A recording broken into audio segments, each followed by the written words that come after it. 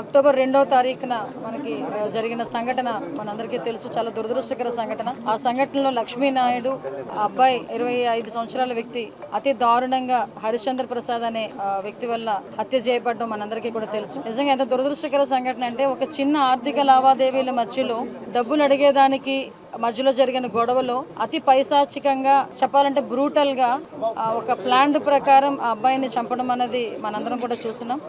Information తెలుసుకున్న వెంటనే పోలీసులు ఇమీడియట్ గా ఆ అబ్బాయిని పట్టుకుని మళ్ళీ రిమాండ్ కూడా పంపించడం జరిగింది.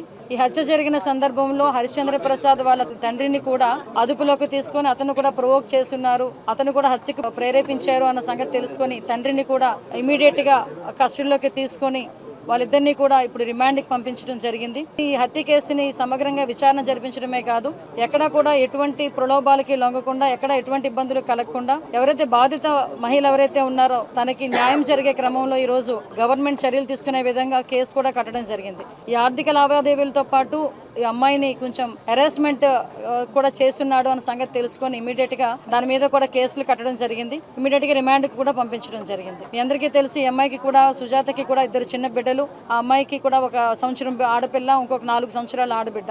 అయితే ఈ హత్య జరిగేటప్పుడు లక్ష్మీనాయుడుతో పాటు వాళ్ళ తమ్ముళ్ళైన పవన్, అదేవిధంగా పినతండ్రి కొడుకైన భార్గవ్, వీళ్ళిద్దరూ కూడా తనతో పాటు ఆ బండి మీద ఉండటం కూడా మనందరికీ తెలుసు. వాళ్ళిద్దరు కూడా ఈ రోజు ఇంజూరీస్ అయ్యి వాళ్ళందరూ గాయపడి ఈ రోజు గుంటూరు హాస్పిటల్లో ఈ రోజు అక్కడ ఉండటం కూడా జరిగింది. అయితే మనందరికీ తెలియాల్సిన విషయం ఏంటంటే ఈ రోజు గవర్నమెంట్ కూడా కంపల్సరిగా ఈ బాధిత మహిళకి, మన సుజాతకి కంపల్సరిగా న్యాయం జరగాలి, అదేవిధంగా వాళ్ళ తల్లిదండ్రులు కూడా న్యాయం జరగాలనే దృక్పథంతో ఈ రోజు మేమందరం పాటు పనిచేస్తున్నాం.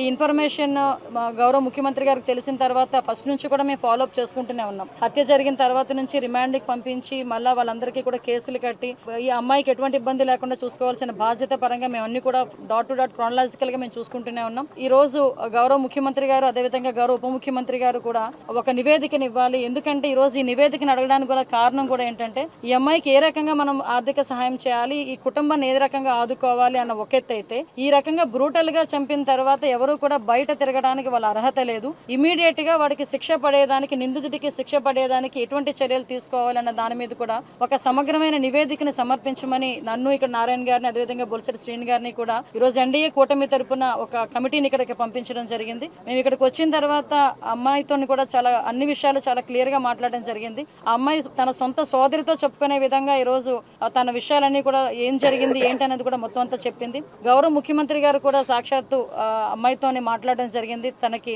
భరోసా ఇవ్వటం జరిగింది. అమ్మాయిని అన్ని విధాల కుటుంబ పరంగా, అదేవిధంగా అన్ని విధాల అమ్మాయిని ఆదుకుంటామని చెప్పి అమ్మాయికి భరోసా ఇవ్వడం జరిగింది. ఈ అమ్మాయి ఒకటే కోరుకుంటుంది, ఈ రోజు నన్ను ఇబ్బంది పెట్టి ఈ రోజు నా బిడ్డలకి తండ్రి లేని బిడ్డలను చేశారు, నాకు అన్యాయం జరిగింది, వాడికి ఎట్టి పరిస్థితుల్లోని శిక్ష పడాలి, ఎట్టి పరిస్థితులు బయటికి రాకూడదు, నాకులాగా ఏ అమ్మాయికి కూడా జరగకూడదు అని నన్ను దండం పెట్టి అడిగిందాం. నిజంగా చేయాల్సిన బాధ్యత కూడా మా అందరి మీద కూడా ఉంది ఈ రోజు. ఎందుకంటే ఎలా పడితే అలా ఇష్టానుసారంగా మేము చెప్పిందే వేదం, మేము ఎలా చెప్తే అలా జరుగుతుంది అనుకునే రకంగా ఉండి, ఎలా పడితే అలాగ అమ్మాయిలను ఇబ్బందులు పెట్టే పరిస్థితి వచ్చి ఇలా చంపుకునే పరిస్థితులు వస్తే డెఫినెట్ గా గవర్నమెంట్ చూస్తూ ఊరుకునే పరిస్థితి లేదు. డెఫినెట్ గా దీని మీద మార్నింగ్ కూడా మేము మాట్లాడినప్పుడు కూడా గౌరవ ముఖ్యమంత్రి గారు రిమాండ్ లో ఉన్న అతను బెయిల్ మీద బయటికి రాకుండానే శిక్ష పడే పరిస్థితి రావాలి, దానికి తగ్గట్టుగా న్యాయ నిపుణులతో సంప్రదించండి, వీలైతే ఒక స్పెషల్ కోర్టు కూడా ఏర్పాటు చేసి ఆ నిందితుడికి శిక్ష పడేట్టు చేయాలి అని చెప్పి గౌరవ ముఖ్యమంత్రి గారు కూడా ఆదేశాలు జారీ చేయడం జరిగింది.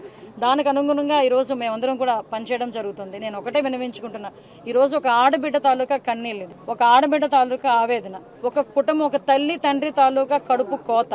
దీన్ని అనవసరంగా నేను ఒక్కటే విజ్ఞప్తి చేస్తున్నా, యాజ్ ఎ హోమ్ మినిస్టర్ గా విజ్ఞప్తి చేస్తున్నా, అట్ ద సేమ్ టైం ఒక మహిళగా కూడా విజ్ఞప్తి చేస్తున్నా, ఒక తల్లిగా కూడా విజ్ఞప్తి చేస్తున్నా, దీన్ని దయచేసి రాజకీయాలకి చేయకండి. ఇంకొకటి ఏంటంటే కులాలకి ఆపాదించి కుల రాజకీయాలు చేయాలని చేసి దీన్ని అనవసరంగా రాజకీయాలకు ఉపయోగించుకోవద్దని మిమ్మల్ని అందరినీ కూడా చేతులెచ్చి నమస్కరించి నేను అడుగుతున్నా. ఎందుకంటే ఈ రోజు మీకు వీలైతే అమ్మాయికి సాయం చేయండి, వీలైతే అమ్మాయికి భరోసాగా నిలబడదాం, ఆ కుటుంబానికి భరోసాగా నిలబడదాం. ఈ రోజు గవర్నమెంట్ ఇన్సిడెంట్ జరిగిన వెంటనే ఇమీడియట్ గా మేము అబ్బాయికి అదుపులోకి తీసుకున్నాం. డిపార్ట్మెంట్ వాళ్ళు ఇమీడియట్ గా కేసు ఫైల్ చేసుకుని పోలీస్ శాఖ తరపున మేము అన్ని కూడా ఎంక్వైరీలు కూడా చేసుకుంటున్నాం, రిమాండ్కి పంపించుకున్నాం. ఈ రోజు ఇన్వెస్టిగేషన్ కూడా చాలా వేగవంతంగా చేస్తున్నాం. ఈ అబ్బాయికి ఎవరైతే సహకరించారో, ఎందుకంటే అబ్బాయి ప్రీ ప్లాన్డ్ గా చేశాడా, కనిపిస్తే గుద్దాడా, లేకపోతే ముందుగానే ఊహించుకొని ఆ అబ్బాయి పలానా దగ్గరికి వస్తాడన్న సంగతి తెలుసుకొని ఆ అబ్బాయి హత్య చేశాడా, ఇలాంటి విషయాలన్నీ కూడా ఎంక్వైరీ చేసి సమగ్రమైన నివేదికను కూడా తొందరలోనే సమర్పించి ఇమీడియట్ గా అబ్బాయికి శిక్ష పడే ఏర్పాటు కూడా మేము చేసుకుంటామని మీ అందరికీ కూడా తెలియజేసుకుంటూ మరొకసారి దీన్ని కులాలకి మతాలకి ఆపాదించకుండా ఈ అమ్మాయి భవిష్యత్తుని రాజకీయం చేయకుండా ఆ అమ్మాయికి జరిగిన అన్యాయాన్ని రాజకీయం చేయకుండా వీలైతే అందరూ కూడా మానవతా దృక్పథంతో అమ్మాయికి సపోర్టివ్ గా నిలబడాలని మనస్ఫూర్తిగా కోరుకుంటున్నాను.